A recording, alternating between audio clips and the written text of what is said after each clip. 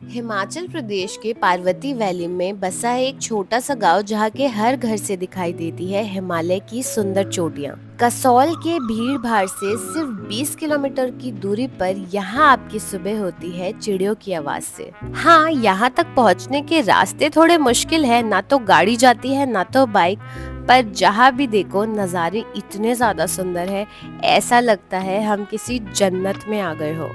10,000 feet की ऊंचाई पर बसे इस गांव में सारे घर लकड़ियों से बने हैं। जून जुलाई के गर्मियों में भी यहाँ पर मौसम सर्द होता है और साल के 12 महीने यहाँ पर AQI सिंगल डिजिट में होता है। यहाँ पर एक कप चाय और पार्ले जी में जो स्वाद है वो तो 5 स्टार होटल्स में भी नहीं मिलेगा। ये है पुलगा।